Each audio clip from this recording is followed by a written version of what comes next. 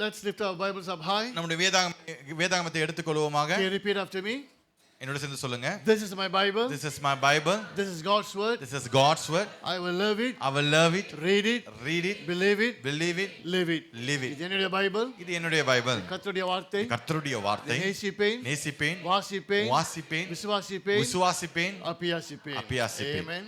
Amen. Now for those who are new, I've been doing a series on the kingdom of God. புதிதாக வந்தவர்களுக்கு நான் சொல்லுகிறேன், நான் இப்படியாக தொடர்ச்சியான தேவ ராஜ்யத்தை குறித்து நான் பிரசங்கத்தை வந்து கொண்டிருக்கிறேன். We who are in God's kingdom, we must realize there's another kingdom that is fighting and battling against God's kingdom. தேவனுடைய ராஜ்யத்தில் இருக்கிற நாம் அறிந்து கொள்வது என்னவென்று சொன்னால், இன்னொரு ராஜ்யமானது நம்மளை எதிர்த்து போர் தொடுத்திருக்கிறார்கள். The other kingdom is the devil's kingdom. அந்த இன்னொரு ராஜ்யம் என்று சொல்லும் பொழுது பிசாசுடைய ராஜ்யமாக So இருக்கிறது. when you've got two kingdoms, there's going to be a battle. ஆதலால் இந்த ரெண்டு ராஜ்யங்களும் அப்படியே போராடி கொண்டிருக்கிறார்கள்.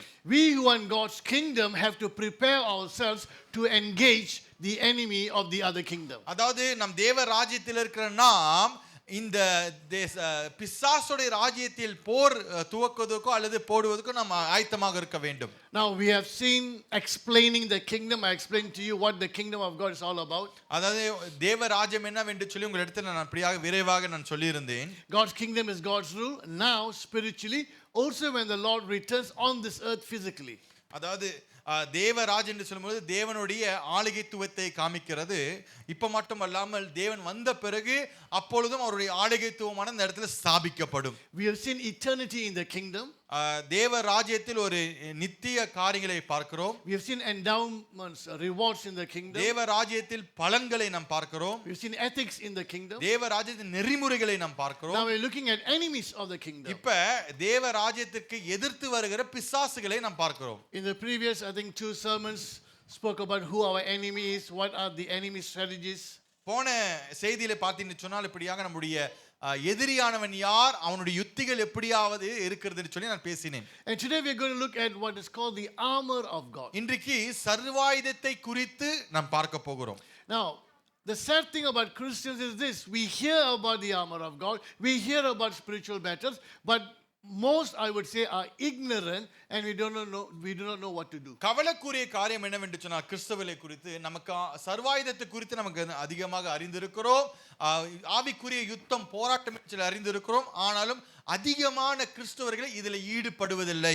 Either we are ignorant or indifferent, we just don't bother, but then when the battle takes place, we don't know how to handle it. ஒன்று அதை குறித்து நாம் நிராகரித்துக் கொண்டிருக்கிறோம், அல்லது அதை குறித்து நாம் அப்படியாக கவலை இல்லாமல் இருக்கிறோம். எது என்றாலும் அந்த யுத்தமானது நிஜமாய் இருக்கிறது. So in this message we will learn what is the armor of God, and more importantly, how to wear the armor of God. இந்த செய்தியில் சர்வாயுத வர்க்கம் என்று சொல்லும்போது அதுவென்றால் என்னவென்று பார்க்க போகிறோம். ரொம்ப முக்கியமாக அதை நாம் எப்படி தரித்துக் கொள்வது என்று சொல்லி நாம் பார்க்க போகிறோம். Every army has its army gear. எல்லா ராணுவர்களையும் நீங்க பார்ப்பீங்க என்று சொன்னால் அவர்களுக்கென்று ஆயுதங்கள் சர்வாயுத வர்க்கங்கள் இருக்கும். So we have the Malaysian army, the Indonesian, Russian, Scotland. You look at the army gear, it is different. அதாவது நீ பார்த்தீங்கன்னா மலேசியா தேசத்துல, இந்தோனேஷியா, ரஷ்யா, ஸ்காட்லாந்து பார்க்கும்போது அவருடைய அந்த உடையானது கொஞ்சம் வெவ்வேறாக வித்தியாசமாக இருக்கிறது. Some similarities, at the same time slightly different. சில ஒன்றுபடுத்த முடியும், ஆனா நிறைய வித்தியாசங்களை நாம் காண முடியும். This is France, China, UK, India, Russia, USA. இந்த நாடுகளை பார்த்தீங்க என்று சொன்னால் all these nations, okay? இந்த நாடுகள் France, China, UK, India, Russia, USA. So those soldiers, they know what is their armor, how to wear it. இந்த ராணுவர்களை பார்த்தீங்க சொன்னா அவர்களுடைய அந்த உடையானது எது, அது எப்படி அணிந்து கொள்ள வேண்டும் என்று சொல்லி அவர்கள் நன்றாக அறிந்திருக்கிறார்கள். Do we as Christians who are engaged in a warfare, do we know what our armor is? Do we know how to wear our armor? நாம் கிறிஸ்தவர்களாக இருக்கிறோம், நாம் நன்றாக அறிந்திருக்கிறோமா நம்முடைய சர்வாயுத வர்க்கம் என்ன, அதை எப்படி அணிந்து கொள்வது என்று சொல்லி. Since our warfare is spiritual, so is our armor.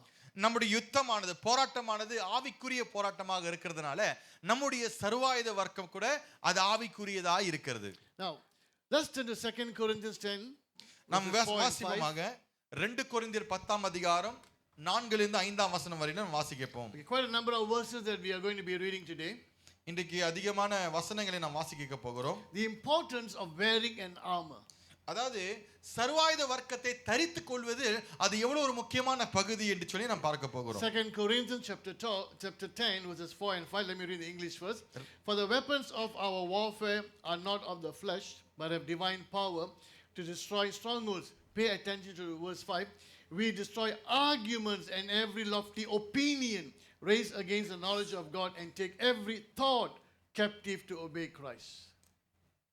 எங்களுடைய போராயுதங்கள் மாமிசத்துக்கேற்றவைகளாயிராமல் அரண்களை நிர்மூலமாக்குகிறதற்கு தேவ பலமுள்ளவைகளாயிருக்கிறது.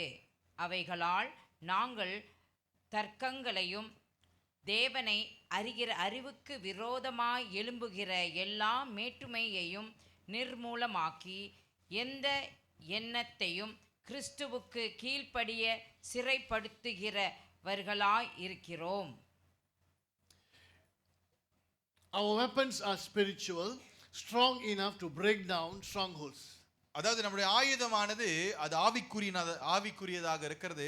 அது எவ்வளவு பலனாக இருக்குன்னு சொன்னா நம்முடைய கட்டுகளை அறுக்கும் அளவுக்கு அது பலனாக A stronghold is something that holds you strongly. அதாவது கட்டுகள் என்று சொல்லும் பொழுது நம்ம அதிகமாய் பிடித்திருக்கிறது தான் கட்டுகள். In verse 5 we read about thoughts and opinions. ஐந்தாவது வசனத்தை வாசிப்பு என்று சொன்னால் நம்மளுடைய அறிகிற அறிவை குறித்து பேசுகிறது. Church, listen. A lot of the strongholds are not out there, it's here in the mind.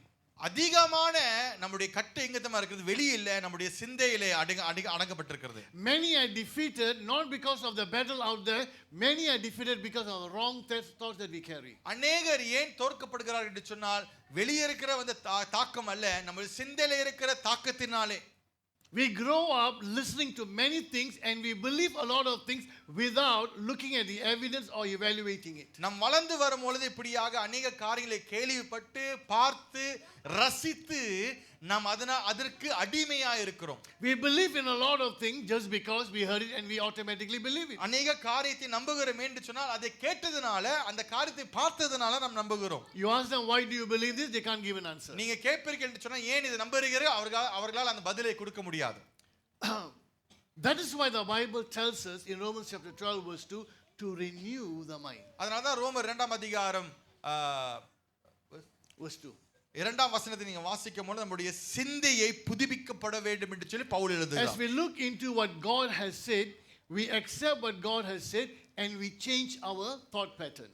தேவன் எழுதின வார்த்தைகளை பார்த்து வாசித்த இந்த காரியத்தை நாம் அறிந்து ஏற்றுக்கொள்ளும் பொழுது கர்த்தர் நம்முடைய சிந்தையை மாற்றுகிறார். Many of us would have grown up believing in a lot of superstitions.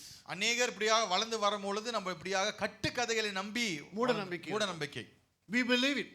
மூட நம்பிக்கையை நம்பி வளர்ந்து வந்திருப்போம். But as a Christian, once we come into Christ, then we begin to see, oh, God's thought is different from my thought, so I change my thought to fit into God's thought. ஒரு கிறிஸ்துவனாக கிறிஸ்துவ காரியத்தை நாம் வளர்ந்து வரும் பொழுது நம்முடைய சிந்தையானது தேவனுடைய சிந்தைக்கு நம்ம அப்படி ஈடுபடுத்தும் பொழுது இதுவே வெவ்வேறாக இருக்கிறது சொல்லி நம் சிந்தை மாறுகிறது. But sadly many Christians are afraid to let go of the superstitious beliefs. நிறைய கிறிஸ்துவர்கள் தன் மூட நம்பிக்கை விட்டு விடுவதற்கு பயப்படுகிறார்கள். Why? ஏன்? I just gave you the answer. உங்களுக்கு சொன்னேன், இப்பதான் சொன்னேன் என்ன காரணம் என்று சொல்லி. Fear. பயம். I don't believe in all of that, but just in case. இதெல்லாம் எனக்கு நம்பிக்கை இல்ல, ஒரு எதுக்கோ. No, it won't happen. நடக்காது. Knock on wood. Have you heard of that? Knock on wood. நடக்காது. Or touch wood. Touch wood. I'm glad, even as a very young boy, not a Christian, but I never believed in superstition. சிறு வயதிலிருந்து இப்படியாக நான் சந்தோஷப்படுகிறேன். நான் இந்த மூட நம்பிக்கைகளை நான் நம்புவதில்லை. Not because I read some book, young boy, but I had enough sense to know this is all nonsense. சில புத்தகங்களை படித்தல்ல, ஆனா சிறு வயதிலே எனக்கு தெரியும் இது புத்திக்கு எட்டாத ஒரு காரியம். Don't whistle at night, the snakes will come. இரவில் என்ன செய்ய பிகில் அடிக்காதீங்க, என்ன ஆகும், என்ன வரும், பாம்பு வரும். Snakes cannot hear, they are deaf, they work, they move on vibrations. எத்தனை பேர் தெரியும் பாம்பு காது இல்ல, பாம்பு காது கேட்காது, காது இல்ல, காது கேட்காது இல்ல, காது இல்ல, அதனால அந்த வைப்ரேஷன் தான் வரும். Don't cut your fingernails at night, blessings will go. உங்களுடைய நகங்களை ராத்திரியில வெட்டாத, தரித்திரம் போயிடும், எல்லாமே போயிடும். That's why this morning I cut my fingernails. அதனால தான் காலையில விடிய காலையில எழுந்து சூரியன் உதிக்கும் போது சூரிய மின்னுக்கு நான் வெட்டினேன். I don't believe in all that, but just in case. இதெல்லாம் எனக்கு நம்பிக்கை இல்ல, ஆனா எதுக்கோ.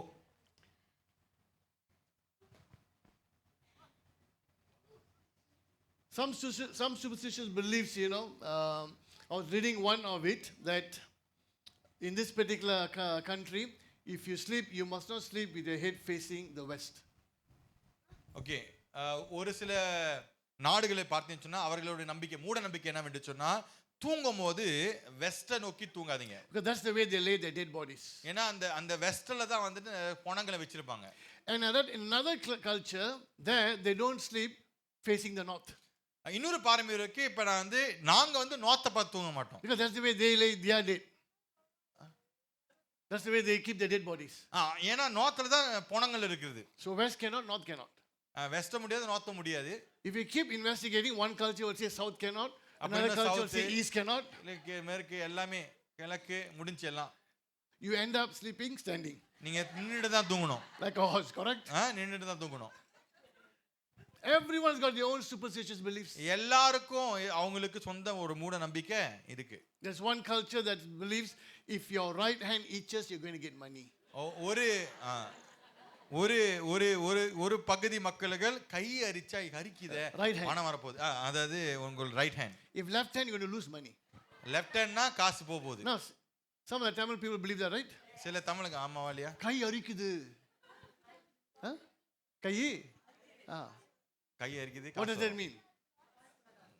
My hand is itchy, I'm going to get. Number எடுக்க போறீங்களா? இருங்க அப்புறம் பேசுறேன். Indians, the hand is itchy, therefore what? Money is going to. தமிழுங்க பாருங்க, கை அரிக்குது, மருந்து போடவும் இல்ல, காசு வர போகுது. I would advise you, if your hand is itchy, go and wash your hands. கை அரிச்சா போய் கையை கழுவுங்க, காசு போயிடும். I hope you don't hold on to superstitious belief that is just pure nonsense.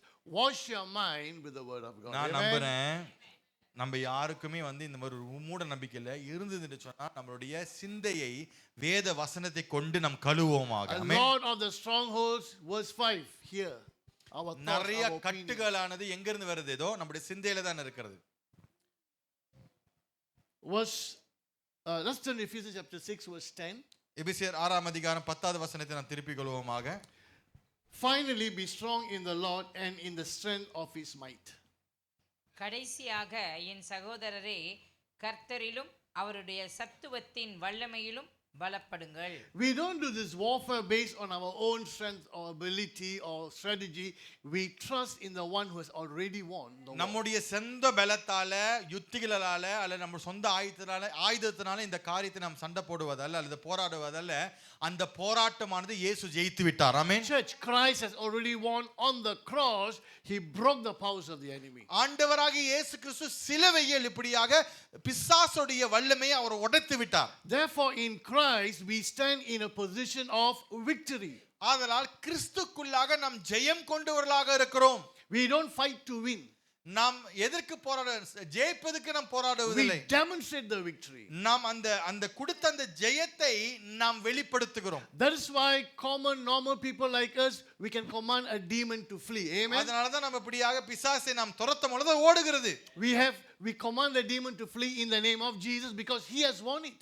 ஆண்டவராகிய இயேசு கிறிஸ்து நாமத்தில் அவன் கட்டளையிடும்போது அவன் ஓடுகிறேன்னு சொன்னால் அவர் ஜெயித்தார். We are common people, ordinary people, but in Christ we are not ordinary, we are extraordinary. நாம் எல்லோரும் சாதாரண ஜனங்களாக இருக்கோம், நாம் கிறிஸ்துக்குள்ளாக அசாதாரணமான ஜனங்களாக நாம் இருக்கிறோம். What makes the extraordinary extraordinary? அசாதாரணமான ஆட்களை எப்படி அசாதாரணமா மாறுகிறது? What makes the extraordinary extraordinary? அசாதாரணமான காரியங்கள் எப்படி அசாதாரணமாக மாறுகிறது? Or rather, what makes the ordinary extraordinary? அல்லது ஒரு சாதாரணமான ஒரு ஆட்கள் எப்படி அசாதாரணமாய் மாறுகிறார்கள்? The extra. அங்க இருக்கிற extra. You take extra, you put ordinary, you get extraordinary. அதாவது சாதாரணம் அசாதாரணம் என்று சொல்லும் பொழுது நம்ம அசாதாரணமாய் மாறுகிறோம். ordinary, what makes me extraordinary? The Holy Spirit within me. நான் Amen. சாதாரணமான ஒரு மனுஷன்தான். எதை அசாதாரணமாய் மாத்துகிறது சொன்னால் பரிசுத்த ஆவி எனக்குள்ள இருக்கிறார். That is why you and I, we can command a demon to flee, and the demon what? Has to flee. அதனால தான் நீங்களும் நான் இப்படியாக பிசாசை நாம் துரத்தும் பொழுது இயேசுவின் நாமத்தில் அது ஓடுகிறது. God did not specifically choose one person and say, for you, I'm giving you special ability. No. ஆண்டவர் ஒரு நபரை எடுத்து உனக்கு நான் விசேஷித்த ஒரு அபிஷேகம் தருகிறேன் இல்ல. We don't go for 1 month or 1 year course for this. இதற்காக நாம் ஒரு மாசம் ஒரு வருஷம் இப்படியாக நம்ம ஒரு கோர்ஸுக்கு போறதில்ல. This signs will accompany those who believe. இவைகள் இந்த அடையாளமானது இப்படியாக யார் யாரெல்லாம் விசுவாசிக்கிறார்களோ இதை பின்தொடரும். You say, I am extraordinary. சொல்லுங்க நான் அசாதாரணமான ஒரு நபர் ஜனம். Some of you are afraid to say. சில பேர் பயப்படுறீங்க. நீங்க சொல்லுவீங்க, you will tell from the pulpit, the fellow is waiting for me at home. நீங்க சொல்றீங்க பாஸ்டர் அவன் வீட்ல எனக்கு காத்திருப்பான். If he's waiting for you, then he knows, though you are extraordinary, you're thinking ordinary. அதாவது அவன் காத்திருக்கான்னு சொன்னால் நீங்கள் அசாதாரணமா இருந்தும் நீங்க சாதாரணமா தான் உங்களை எண்ணிக்கொண்டிருக்கிறீங்கன்னு சொல்லி. At least tell the person next to you, you are extraordinary. பக்கத்துல பாஸ் சொல்லுங்களேன், நீ அசாதாரணமானவள், அசாதாரணமானவன் அப்படி சொல்லுங்க. The next verse, Ephesians 6:11. அடுத்த வசனம் எபேசியர் 6ஆம் அதிகாரம் 11ஆம் வசனம். Put on the whole armor of God, that you may be able to stand against the schemes of the devil.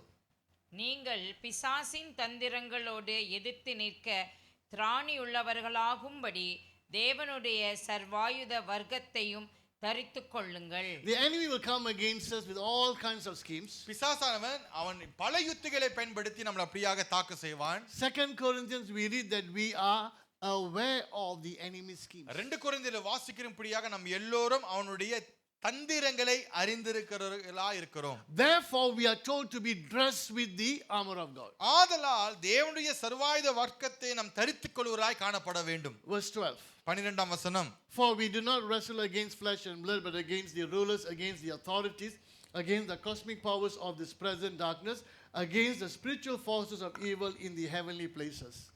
ஏனெனில் மாமிசத்தோடும் இரத்தத்தோடும் அல்ல, துரைத்தனங்களோடும் அதிகாரங்களோடும் இப்பிரபஞ்சத்தின் அந்தகார லோகாதிபதிகளோடும் வான மண்டலங்களில் உள்ள பொல்லாத ஆவிகளின் சேனைகளோடும் நமக்கு போராட்டம் உண்டு. Here we have a hierarchy of demonic forces. இங்க பார்க்கும்போது கட்டங்கள் இருக்கிறது. பிசாசுக்கு பாருங்க அவங்களுக்கு சில கட்டங்கள் இருக்கிறது. And we read here, we don't war against flesh and blood. We don't fight against other humans. நாம் வாசிக்கிறோம் இப்படியாக மாம்சத்தோடு ரத்தத்தோடும் அல்ல என்று சொல்லும் பொழுது சகா மனிதர்கள் கூட நம்ம போராட்டம் அல்ல. Your battle is not with your neighbor. உங்களுடைய போராட்டமானது பக்கத்து வீட்டுக்காரன கூட அல்ல. Your battle is not with your husbands. உங்களுடைய போராட்டமானது உங்களுடைய கணவர் கூட அல்ல. Your battle is not with your wives. உங்களுடைய போராட்டமானது உங்களுடைய மனைவி கூட அல்ல. Your battle is not with your boss. உங்களுடைய போராட்டமானது உங்களுடைய முதலாளி கூட அல்ல. The real battle is with demonic forces. உங்களுடைய நிஜமான போராட்டம் எங்க தெரியுமா? பிசாசு கூட. You don't know my boss, pastor. உங்களுக்கு என்னுடைய முதலாளி பத்தி தெரியாது pastor. You don't know my wife, pastor. உங்களுக்கு என் மனைவி பத்தி தெரியாது pastor. You don't know my husband, pastor. உங்களுக்கு என்னுடைய கணவர் பத்தி தெரியாது. No need to know them. My aim is the enemy. பரவாயில்ல, தெரியாட்டி கூட பரவாயில்ல, என்னுடைய குறியெல்லாம் வந்து பிசாசு. Verse 13. 13ஆம் வசனம். Therefore take up the whole armor of God, that you may be able to withstand in the evil day, and having done all, to stand firm.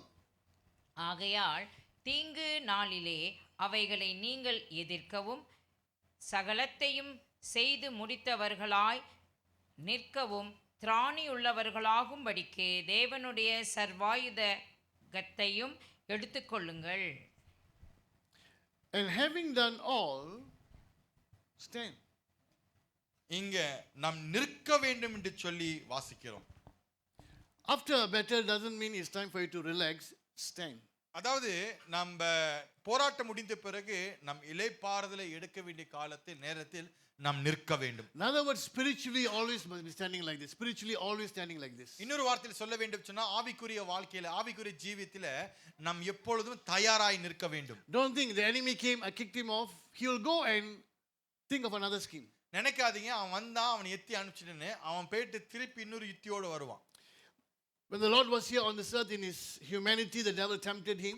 ஆண்டவராக இயேசு கிறிஸ்து உலகத்தில் வாழ்ந்து வரும் பொழுது இப்படியாக பிசாசானவன் இயேசுவை அவன் அப்படியாக சோதித்து பார்த்தான். And the Lord keep resisting him. இயேசு அவனை அப்படியாக ரெசிஸ்ட் பண்ணி கொண்டிருந்தார். And we read in Luke chapter 4 verse 13. லூக்கா 4ஆம் அதிகாரம் 13ஆம் வசனத்தில் நாம் வாசிக்கிறோம். The devil went away until an opportune time. காலம் வரும் முன்னே, அதாவது காலம் ஒரு சில காலத்திற்கு அவன் காத்திருந்தான் என்று சொல்லி நாம் வாசிக்கிறோம். He went away. அவன் போய்விட்டான். But he waited for the next opportunity. ஆனா ஒரு சில காலத்திற்காக அவன் காத்திருந்தான். You know, we Indians, when we go after visiting, what do we say? When we are going away, what do we say? நம்ம ஒரு வீட்டுக்கு போயிட்டு, நம்ம தமிழர்கள் போயிட்டு வெளியாகும்போது என்ன சொல்லுவாங்க அவங்கள பார்த்து? போயிட்டு வரேன். Same thing with that fella. அவன் ஒரு தமிழன் தான், பிசாசு. அவனு சொல்றான் போயிட்டு வரேன். So that's why after all of this, stand. அதனால தான் நாம் எப்பொழுதும் தயாராய் நிற்க வேண்டும். Now, Paul will use the armor that a Roman soldier wears and uses that as an example, as an illustration to explain the spiritual armor. Pavul இப்படியாக அந்த ரோமர் சர்வாயுத வர்க்கத்தை பயன்படுத்தி ஆவிக்குரிய சர்வாயுத வர்க்கத்தை விவரிப்பார். What is the armor of God? தேவனுடைய சர்வாயுத வர்க்கம் என்றால் என்ன? Well, here he explains in detail, talking about 6 pieces of the armor. இங்கே தெளிவாக அப்படியாக நுணுக்கமாக பவுல் 6 சர்வாயுத வர்க்கத்தை குறித்து பிரித்து பேசுவார். From the head to the feet. தலையிலிருந்து கால் வரையிலும். Okay, let's look at the armor of God individually. நாம் ஒன்றொன்றாக நாம் கவனிப்போமாக. The first one we're going to look at is the belt of truth. முதலாவதாக சத்தியம் என்னும் கச்சையை என்று சொல்லி நாம் வாசிக்கிறோம். The Roman soldier, the belt is the one that keeps his breastplate and his sword together. It's very important, that belt. ரோமர் ராஜ்யத்தை பார்த்தீங்கன்னா அந்த கச்சையானது அவருடைய அந்த மார்க்கவசத்தையும் அவர் அணிந்து கொண்டிருக்கிற அந்த காரியங்களை அதுதான் பிடித்திருக்கும். What is our belt? நம்முடைய கச்சை என்ன? Or we will say, yeah, belt of truth. நம்ம சொல்லலாம் சத்தியம், அதுதான் நம்முடைய கச்சையாக. What is the belt of truth? சத்தியம் என்னும் கச்சை என்று சொல்ல அதோட அர்த்தம் என்ன? John 17:17. யோவான் 17ஆம் அதிகாரம் 17ஆம் வசனம். John 17:17. யோவான் 17ஆம் அதிகாரம் 17ஆம் வசனம். Someone in English, if you can read. If anyone turn to the English, please read. ஆங்கிலத்தில் வாசிங்க, தமிழையும் வாசிங்க. யோவான் 17ஆம் அதிகாரம் 17ஆம் வசனம். Sanctify them by the truth. Your word is truth. உம்முடைய சத்தியத்தினாலே அவர்களை பரிசுத்தமாக்கும். உம்முடைய வசனமே சத்தியம். The belt of truth is the word of God. நம்முடைய சத்திய கச்சை என்று சொல்லும் பொழுது அது என்னவென்று சொன்னால் வசனமே சத்தியமாக இருக்கிறது. The word of God is the belt that we need to wear. கர்த்தருடைய வார்த்தை தான் நாம் அணிந்து கொள்ள வேண்டும் கச்சையாக. You know, if your pants are loose, you know what will happen if you don't have a belt. நம்முடைய சுல்வாரு கொஞ்சம் லூசா இருந்துச்சுன்னா நம்ம என்ன போடுவோம்? பெல்ட் ரஃபியா அப்பப்ப இழுத்துக்கும், right? Every time keep pulling. Buy a belt and put, solve the problem. அப்பப்ப இழுத்துக்கிற பதிலா ஒரு பெல்ட் வாங்கி போட்டுக்கோங்க. So if I don't have the belt of truth, the word of God, that's how I'll be pulling up all the time. நமக்கு சத்தியம் என்ற கச்சை நமக்கு பெல்ட் இல்லைன்னு சொன்னா இப்போ பார்த்தா வாழ்க்கை ஆவிக்குரிய வாழ்க்கையானது அப்படியாக லூஸ் ஆகதா இழுத்து நடந்து போவோம். Breastplate of righteousness. நீதி என்ற மார்க்கவசம். The breastplate is the one that protects all the important organs here. இந்த மார்க்கவசம் தான் எல்லா தாக்குதலையும் உண்டு நமக்கு அப்படியாக நமக்கு ஒரு What is our breastplate? நம்முடைய மார்க்கவசம் என்ன? What makes us righteous? நம்மளை எது நீதியாக மாற்றுகிறது? When do we become righteous? நாம் எப்பொழுது நீதிமான்களாய் மாறணும்? The day we accept the Lord Jesus Christ, we are declared righteous in Christ. நாம் எப்பொழுது ஆண்டவராகிய இயேசு கிறிஸ்துவை சொந்த இரட்சகராய் ஏற்றுக்கொண்டோமோ நாம் எல்லோரும் நீதிமான்களாய் மாறிவிட்டோம். The righteousness of Christ is given to us. இயேசுடைய நீதியானது நமக்கு கொடுக்கப்பட்டிருக்கிறது. 1 Peter 1:23. 1 பேதுரு 1ஆம் அதிகாரம் 23ஆம் வசனத்தை வாசிக்கப்போமாக. இதுல ஆங்கிலத்தில் யாராவது வாசிங்க. 1 Peter 1:23. Being born again, not of corruptible seed, but of incorruptible, by the word of God, which liveth and abideth forever. அழிவுள்ள வித்தினாலே அல்ல, என்றென்றைக்கும் நிற்கிறதும் ஜீவனுள்ளதுமான தேவ வசனமாகிய அழிவில்லாத வித்தினாலே மறுபடியும் ஜெனிப்பிக்கப்பட்டிருக்கிறீர்களே. Through the living and enduring word of God. That's when we are declared, that's when we are born again and we are declared righteous. ஜீவனுள்ளதுமான தேவன் வசனமாகிய அழிவில்லாத வித்தினால மறுபடியும் ஜெனிக்கப்பட்டிருக்கிறோம் என்று சொல்லி நான் வாசிக்கிறோம். What is the breastplate of righteousness that protects me? The word of God. நம்முடைய மார்க்கவசமானது என்னைய பாதுகாக்கிற மார்க்கவசமான எது? கர்த்தருடைய வார்த்தை. Number 3, sandals of the gospel of peace. மூன்றாவதாக சமாதானத்தின் சுவிசேஷத்துக்குரிய பாதரட்சகரம். The gospel is our sandals. அந்த சுவிசேஷமானது நம்முடைய பாதரட்சகரை போல. Colossians 1:5. கொலோசியர் முதல் அதிகாரம் 1ஆம் அதிகாரம் 5ஆம் வசனம். Anyone? For the hope which is laid up for you in heaven, whereof ye heard before in the word of the truth of the gospel. அந்த நம்பிக்கையை குறித்து நீங்கள் முன்னமே சத்திய வசனமாகிய சுவிசேஷத்தினாலே கேள்விப்பட்டீர்கள். Gospel through the word. So what is sandals of peace? சத்திய வசனமாகிய சுவிசேஷத்தினாலே நாம் கேள்விப்பட்டோம் என்று சொல்லி வாசிக்கிறோம். Sandals of the gospel of peace is the word of God. சமாதானத்தின் சுவிசேஷத்துக்குரிய பாதரட்சகரானது எது? தேவனுடைய வசனம். What's the shield of faith? நமக்கு கொடுக்கப்பட்ட கேடகம் எது? விசுவாசம் என்னும் கேடகம் எது? Romans 10:17. ரோமர் 10ஆம் அதிகாரம் 17ஆம் வசனம். And faith comes from hearing, and hearing through what? The word of God. 10:17. ஆதலால் விசுவாசம் கேள்வியினாலே வரும், கேள்வி தேவனுடைய வசனத்தினாலே வரும். Kelvi is not asking question. Kelvi means hearing. அதாவது விசுவாசம் கேள்வியினால் வரும், நாம் கேட்கிறதுனால வரும். வசனத்தை நாம் கேட்கிறதுனால நமக்கு What is விசுவாசம் the வரும். shield of faith? The word of God. நம்முடைய விசுவாசம் என்ற கேடகம் எது? கர்த்தருடைய வசனம். The helmet of salvation. ரட்சிப்பின் தலைசீரா என்று சொல்லும்போது அது என்னது? We read earlier. நாம் 1 வாசித்தோம். Peter 1:23. 1 பேதுரு 1:23ஆம் வசனத்தை வாசித்தோம். You are born again through the living and enduring word of God. கர்த்தருடைய தேவ வசனத்தினால் நாம் மறுபடியுமாய் பிறந்து அல்லது நாம் ரட்சிக்கப்பட்டிருக்கிறோம் என்று சொல்லி வாசிக்கிறோம். வாசிங்க தமிழ்ல. 1 பேதுரு 1:23. அழிவுள்ள வித்தினாலே அல்ல, என்றென்றைக்கும் நிற்கிறதும் ஜீவனுள்ளதுமான தேவ வசனமாகிய அழிவில்லாத வித்தினாலே மறுபடியும் ஜெனிப்பிக்கப்பட்டிருக்கிறீர்களே. What is the helmet of salvation? Word of God. ரட்சிப்பின் தலைசீரா என்று சொல்லும் பொழுது கர்த்தருடைய வசனம். And the sword of the spirit. ஆவியின் பட்டயம். Ephesians 6:17. எபேசியர் 6ஆம் அதிகாரம் 17ஆம் வசனத்தை வாசிக்கும் பொழுது Ephesians 6:17. எபேசியர் 6ஆம் அதிகாரம் 17ஆம் வசனம். And take up the sword of the spirit, which is the word of God.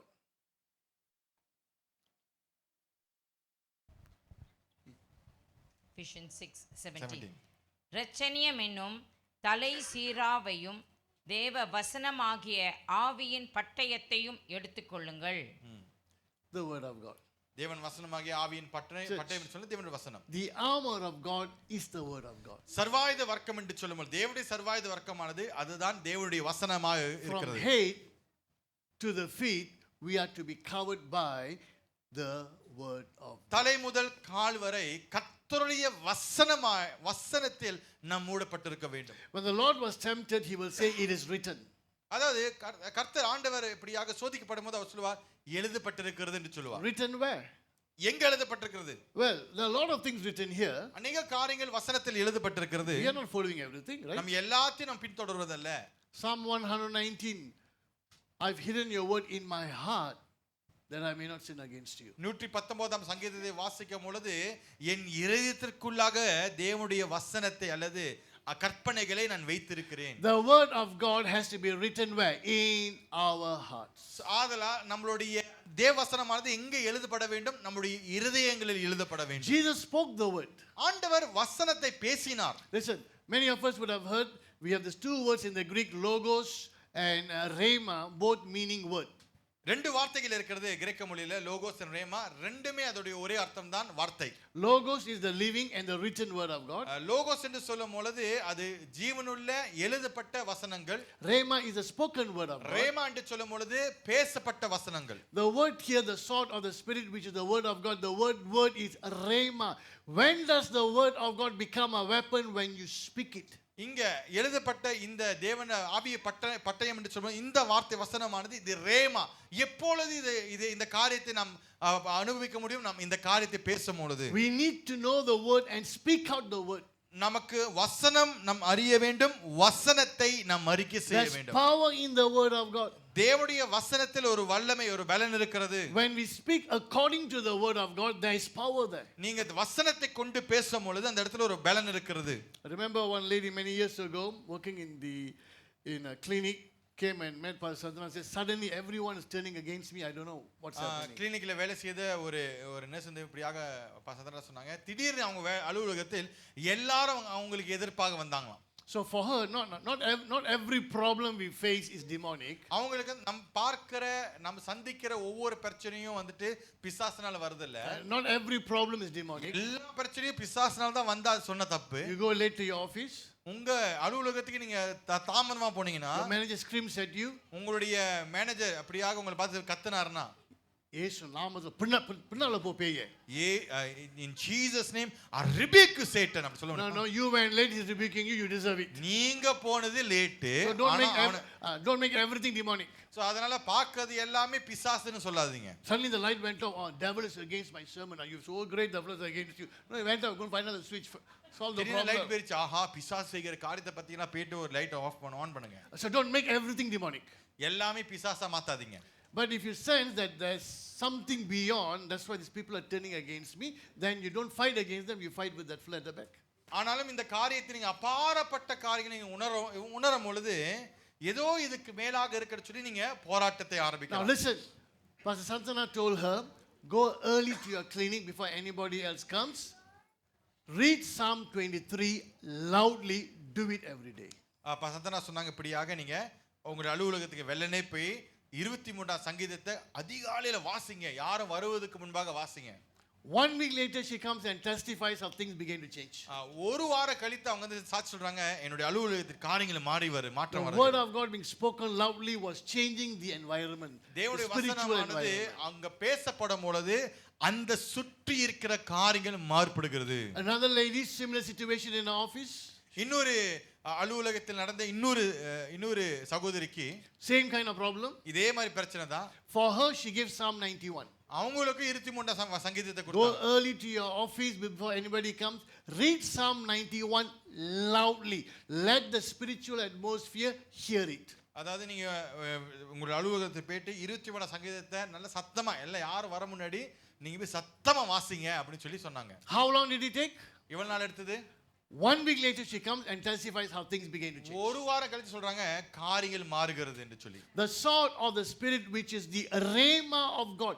Speak the word of God. தேவனுடைய வசனம் என்று சொல்லும் பொழுது அல்லது அந்த பட்டயமானது கர்த்தருடைய ரேமா, நாம் பேச வேண்டிய வார்த்தை. Now I said the armor of God is the word of God, just looking at all the verses.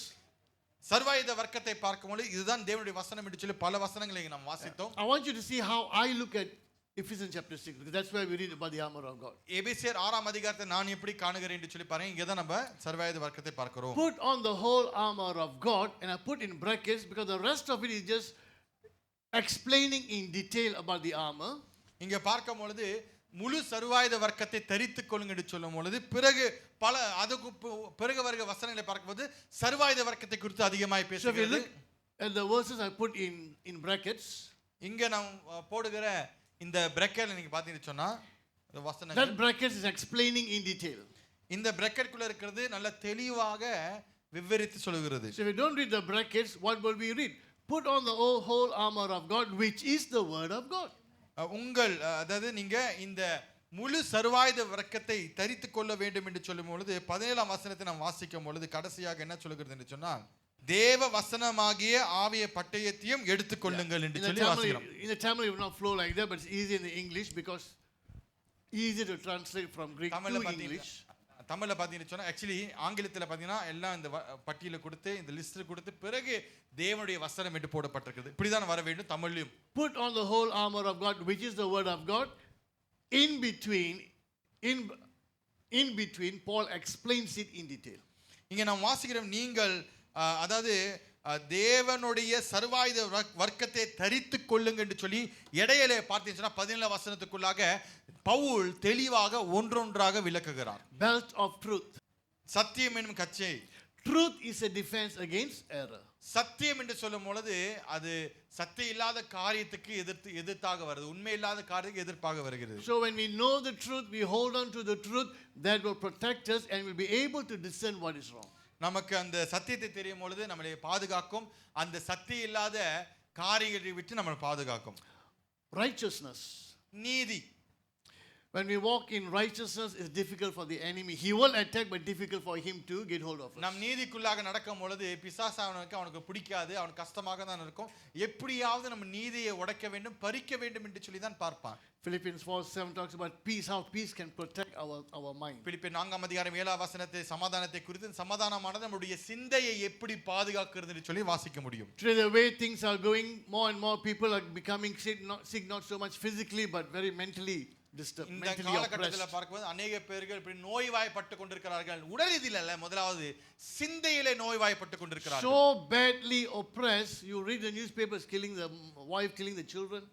ரொம்ப துன்புறுத்தப்பட்டு அவர்கள் ஒரு என்ன சொல்லுவாங்க, ஒரு அழுத்தத்துக்குள்ளாக போய் தன் சொந்த பிள்ளைகளையும் தன் சொந்த மனைவியும் சொந்தக்காரங்க சொந்த தாய் தகப்பனை கொல்ற அளவுக்கு போகிறார்கள். It's becoming common news now, right? இன்றைக்கு இந்த காலத்தில் பார்த்தீங்கன்னு சொன்னா அது வந்து ரொம்ப ஒரு பரவலாக அடிக்கடி நடக்கிற ஒரு விஷயமாக இருக்கிறது. But if you really have a good relationship with the Lord, His peace will be a protection ஆனா for us. தேவனுக்குள்ளாக உங்களுக்கு நல்ல உறுதியான உறவு இருக்கும் என்று சொன்னால் அவருடைய அந்த சமாதானமானது நம்முடைய இருதயங்களும் நம்முடைய சிந்தையும் ஆளுகை செய்யும். 1 John 5:4 talks about faith, how faith helps us to overcome. 1 யோவான் 5:4 வாசிக்கிறோம், விசுவாசமானது நம்ம மேற்கொள்வதற்கு உதவி செய்கிறது. Trusting, holding on to God, believing in Him. தேவனை நம்பி அவரை அப்படியாக அவரை நம்பி நாம் பிடித்திருப்பது. It's an anchor that will hold us so we won't fall. அவரே ஒரு நங்கூரமாக நாம் பிடித்திருக்கிறோம். Helmet of salvation. Again, salvation is protection. We read 1 Thessalonians 5:8 that God's salvation will protect us from the coming wrath. 1 தெசலோனிக்கேயர் 5:8 ரட்சிப்பை குறித்து வாசிக்கிறோம். தேவன் தந்த ரட்சிப்பானது தேவனுடைய கோபாக்கினிலிருந்து நம்மளை காப்பாற்றுகிறது. Salvation is deliverance from the devil's kingdom. அது மட்டுமல்லாமல் நம்முடைய அந்த ரட்சிப்பானது பிசாசுடைய ராஜ்யத்திலிருந்து நம்மை விடுவிக்கிறது. And the Holy Spirit, He's with us, helps us, strengthens us. பரிசுத்த ஆவியானவர் நம்மோடு கூட இருக்கிறார், நம்மை பலப்படுத்துகிறார், நம்மோடு கூட அவரும் நமக்கு உதவி செய்கிறார் போராடுவது. Then all of this is put together in verse 18, Ephesians 6:18. இது எல்லாமே 18ஆம் வசனத்துல, எபேசியர் 6:18 போடப்பட்டிருக்கு. சுருக்கமாக, praying at all times in the Spirit with all prayer and supplication, to that and keep alert with all perseverance, making supplication for all the saints. எந்த சமயத்திலும் சகல விதமான வேண்டுதலோடும் விண்ணப்பத்தோடும் ஆவியினாலே ஜெபம் பண்ணி அதன் பொருட்டு மிகுந்த மன உறுதியோடும் சகல பரிசுத்தவான்களுக்காகவும் பண்ணும் வேண்டுதலோடும் விழித்துக் கொண்டிருங்கள். Now, this is the important part. How do we wear the armor? இதுதான் முக்கியமான ஒரு பகுதி. நம் சர்வாயுத வர்க்கத்தை, தேவனுடைய சர்வாயுத வர்க்கத்தை நாம் எப்படி தரித்துக் கொள்வது? We know the armor of God. நமக்கெல்லாம் சர்வாயுத வர்க்கம் என்றால் என்னன்னு தெரியும். What's the armor of God? Word of God. சர்வாயுத வர்க்கம், தேவனுடைய சர்வாயுத வர்க்கம் என்று சொல்வது கர்த்தருடைய வார்த்தை வசனம். How do we wear the armor of God? கர்த்தருடைய வார்த்தை வசனமானது நாம் எப்படி தரித்துக் கொள்வது? Isaiah 8:20. ஏசாயா 8:20 வாசிக்கப்போமாக. To the teaching and to the testimony, look at me, if they will not speak according to this word, is because they have no dawn, they have no light. வேதத்தையும் சாட்சி ஆகமத்தையும் கவனிக்க வேண்டும். இந்த வார்த்தையின்படியே சொல்லாவிட்டால் அவர்களுக்கு விடியற் காலத்து வெளிச்சமில்லை. Number 1, read God's word. முதலாவதாக கர்த்தருடைய வசனத்தை நாம் வாசிக்க வேண்டும். How will I know what is right, what is wrong, what is true, what is false if I don't even read the word? எது எனக்கு தெரியும், எது சரியானது, சரியில்லாதது, சத்தியமானது, எது சத்தியமில்லாதது, பொல்லாதது எப்படி தெரியும்? கர்த்தருடைய வசனத்தை வாசித்தாதான் நாம் அதை அறிய முடியும். We always rely on the third party, but go directly to the word. நாம் எப்பொழுதுமே இன்னொருவர் இதுக்காக பதில் சொல்ல வேண்டும் சொல்லி எதிர்பார்ப்போம். ஆனா கர்த்தருடைய வசனத்தை நீங்க வாசிங்களேன். Number 2, Acts 17:11. இரண்டாவது அப்போஸ்தலர் நடபடிகள் 17ஆம் அதிகாரம் 11ஆம் வசனம். Acts 17:11. Now these Jews were more noble than those in Thessalonica. They received the word with all eagerness, examining the scriptures daily to see if these things were so. அந்த பட்டணத்தார் மனோவாஞ்சையாய் வசனத்தை ஏற்றுக்கொண்டு காரியங்கள் இப்படி இருக்கிறதா என்று தினந்தோறும் வேத வாக்கியங்களை ஆராய்ந்து பார்த்ததினால் தெசலோனிக்கேயில் உள்ளவர்களை பார்க்கிலும் நற்குணசாலிகளாய் இருந்தார்கள். Number 2, go beyond reading, examine the scriptures. இரண்டாவது நாம் வாசிப்பதற்கு மேலாக போக வேண்டும். என்னன்னா நாம் ஆராய்ந்து பார்க்க This is வேண்டும். where many Christians fail. We are just too lazy to check. இங்க தான் अनेक பேர்கள் நாம் தோற்று போகிறோம் என்று சொன்னா நமக்கு சோம்பல்.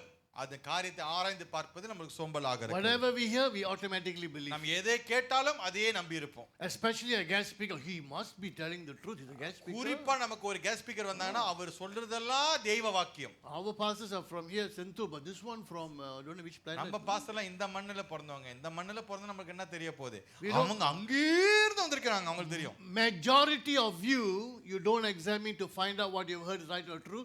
Majority of you just believe because it's in the WhatsApp and TikTok and whatever talk. அதிகமான ஆட்கள் உங்களுக்கு தான் சொல்றாரு. அதிகமான ஆட்கள் நீங்க தான் இந்த மாதிரி நம்ம வந்து ஆராய்ந்து பார்க்கறது இல்ல. டிக்டாக்ல, ஃபேஸ்புக்ல யாராவது பேசினா, யூடியூப்ல கொஞ்சம் கத்தி பேசிட்டா போதும் அவர் சொன்னது உண்மைதான் அங்க நிப்போம். examine. ஆராய வேண்டும். Number 3, 1 Thessalonians 2:13. மூன்றாவதாக 1 தெசலோனிக்கர் 2ஆம் அதிகாரம் 13ஆம் வசனம். 1 Thessalonians 2:13. 1 தெசலோனிக்கர் 2ஆம் அதிகாரம் 13ஆம் வசனம். And we also thank God constantly for this, that when you received the word of God which you heard from us, you accepted it not as the word of man, but as what it really is, the word of God, which is at work in you, believers. ஆகையால் நீங்கள் தேவ வசனத்தை எங்களாலே கேள்விப்பட்டு ஏற்றுக்கொண்டபோது அதை மனுஷர் வசனமாக ஏற்றுக்கொள்ளாமல் தேவ வசனமாகவே ஏற்றுக்கொண்டதினாலே நாங்கள் இடைவிடாமல் தேவனுக்கு ஸ்தோத்திரம் செலுத்துகிறோம். அது மெய்யாகவே தேவ வசனம்தான். விசுவாசிக்கிற உங்களுக்குள்ளே அது பலன் செய்கிறது. Number 3, believe what you read. மூன்றாவதாக நாம் வாசிக்கிற வசனங்களை நாம் நம்ப வேண்டும். Number 4, விசுவாசிக்க வேண்டும். நான்காவது Matthew 4:4. மத்தேயு 4ஆம் அதிகாரம் 4வது வசனம். But he answered, it is written, man shall not live by bread alone, but by every word that comes from the mouth of God.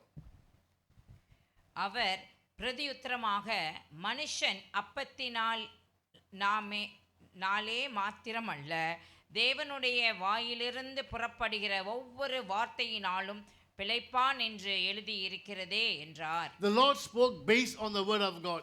ஆண்டவர் வசனத்தை கொண்டுதான் அவர் பேசினார். And the devil was not able to resist Jesus because he spoke the word of God. வசனத்தை கொண்டு பேசியதனால பிசாசானவன் எதிர்த்து வர முடியவில்லை. அவனால் அதிகமாய் பேச முடியவில்லை. So number 4, speak the word. நான்காவதாக வசனத்தை அறிக்கை அல்லது பேசுங்கள். Number 5, ஐந்தாவது Matthew 7, மத்தேயு 7ஆம் அதிகாரம் 24 to 27. 24ஆம் வசனத்திலிருந்து 27ஆம் வசனம் வரையிலும். Matthew 7, மத்தேயு 7ஆம் அதிகாரம் 24 to 27. 24 லிருந்து 27ஆம் வசனம் வரையிலும்.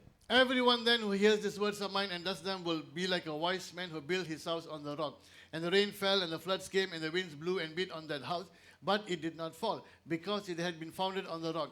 And everyone who hears these words of mine and does not do them will be like a foolish man who built his house on the sand. And the rain fell and the floods came and the winds blew and beat against that house, and it fell and great was the fall of it. ஆகையால் நான் சொல்லிய இந்த வார்த்தைகளை கேட்டு இவைகளின்படி செய்கிறவன் எவனோ அவனை கன்மலையின் மேல் தன் வீட்டை கட்டின புத்தியுள்ள மனுஷனுக்கு ஒப்பிடுவேன். பெருமழை சொரிந்து பெருவெள்ளம் வந்து காற்று அடித்து அந்த வீட்டின் மேல் மோதியும் அது விழவில்லை. ஏனென்றால் அது கன்மலையின் மேல் அஸ்திபாரம் போடப்பட்டிருந்தது. நான் சொல்லிய இந்த வார்த்தைகளை கேட்டு இவைகளின்படி செய்யாதிருக்கிறவன் எவனோ அவன் தன் வீட்டை மணலில் மேல் கட்டின புத்தி இல்லாத மனுஷனுக்கு ஒப்பிடப்படுவான். பெருமழை சொரிந்து பெருவெள்ளம் வந்து காற்று அடித்து அந்த வீட்டின் மேல் மோதின போது அது விழுந்து முழுவதும் அழிந்தது என்றார். Many, when I ask, okay, what's the foundation? Oh, immediately the word of God. அதாவது இந்த இடத்துல நீங்க வந்து இதோட அஸ்திபாரம் என்னவென்று நம்ம உடனே சொல்லுவோம் தேவனுடைய வசனமாக இருக்கிறது. But you read that it is obeying the word of God that becomes a foundation. நீங்கள் வாசிப்பீர்கள் சொன்னால் அதுக்கு கீழ்ப்படிவதுதான் அஸ்திபாரமாக இருக்கிறது. So very simply, Read the word, examine the word, believe the word, speak the word, obey the word. That is how you put on the armor of God. இலகுவா சொல்ல வேண்டும் என்று சொன்னா கர்த்தருடைய வசனத்தை வாசிங்க, அதை ஆராய செய்யுங்க, அது விசுவாசிங்க, பிறகு அதை பேச வேண்டும், அதுக்கு நாம் கீழ்ப்படிய வேண்டும். Let's stand. நம்ம எல்லாரும் எழும்பி நிற்போமாக.